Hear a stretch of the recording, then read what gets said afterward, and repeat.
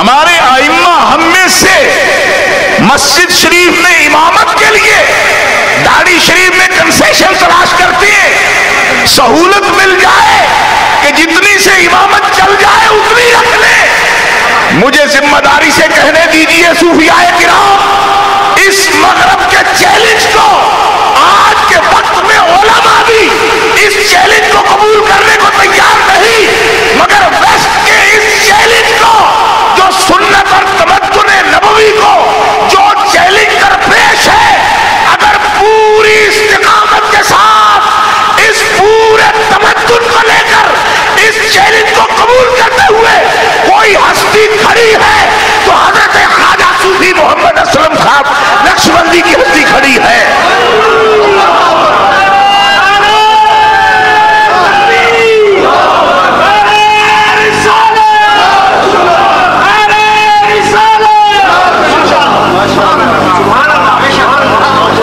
آج مسئلہ علم کا نہیں، علم بہت ہے۔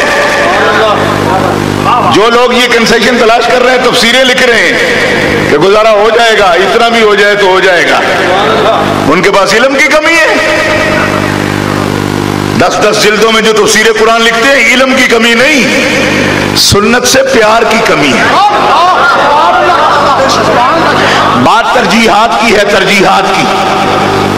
فرمایا بات ترجیحات کی ہے، تم کنہیں دیکھتے ہو؟ کہتے کوئی فرق نہیں پڑتا۔ میں نے علماء کو دیکھا، ایک عالم دین کو دیکھا میں نے کراچی میں، یہاں کے خطیب ہیں، بہت بڑے خطیب ہیں، کراچی میں میں نے انہیں دیکھا پینٹ کوٹ ٹائی میں، ملاقات ہو گئی۔ حضرت مولانا شاہ نورانی صاحب کے جنازے میں کھڑے تھے، پہلی سب میں کھڑے تھے، پینٹ کوٹ ٹائی لگائے ہوئے۔ میں نے کہا کیا ہے؟ کہا کیا فرق پڑتا ہے؟ ہمارے مدرسے میں بھی بتایا جاتا ہے ایسا کر لو۔ اب اس مدرسے کی بھی کیا بات کروں کہ اس کے بانی مبانی مجدد ہونے کے دعوے دار ہیں اور حدیث میں اور سنت میں کنسیشن تلاش کرتے پھر رہے ہیں، خود بھی کہ حلیہ کیسا رکھیں، کس قسم کا ہونا چاہیے۔ تو میں پوچھتا ہوں صاحبو، تمہاری تو مجبوری ہے کہ تم مصلی پہ بھی تب کھڑے ہو سکتے ہو، مسلمانوں کا تقاضا ہے کہ کچھ نہ کچھ تو شکل اپنی سنت کے مطابق رکھو۔ تمہیں تو اپنے پروفیشن کی مجبوری سے بھی کچھ رکھنا پڑتا ہے۔ میں پوچھتا ہوں انہیں کیا مجبوری ہے؟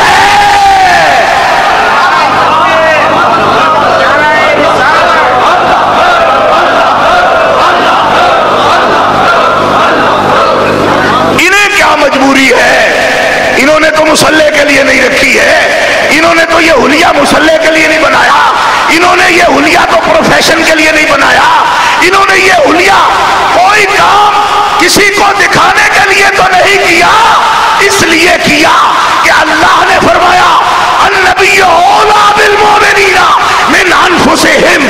میرا رسول وہ نہیں کہ معمولی گزارے کی نسبت کے ساتھ اپنے امتیوں سے تعلق رکھتا ہو، میرا محبوب تمہاری جانوں کا مالک ہے۔ اور مرشد نے ان کے دلوں میں بٹھا دیا کہ جب تک مصطفیٰ کو اپنی جان و مال کا مالک نہیں بناؤ گے، اس وقت تک تم نہ عاشق بن سکتے ہو نہ مومن بن سکتے ہو۔ اسی درس کو اپنانے کی مجبوری ہے۔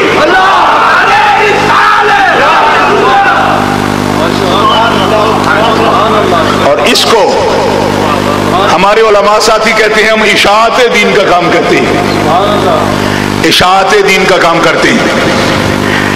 ذرا توجہ فرمائیے، ٹائم نہیں ہے۔ کہتے ہیں ہم اشاعت دین کر رہے ہیں، دین کو شائع کر رہے ہیں۔ میں کہتا ہوں یہ ٹھیک ہے، اشاعت دین ہے، لیکن مصطفیٰ کے رنگ میں دونوں لوگوں کو رنگ دینا یہ اشاعت دین میری نہیں، یہ اقامت دین ہے۔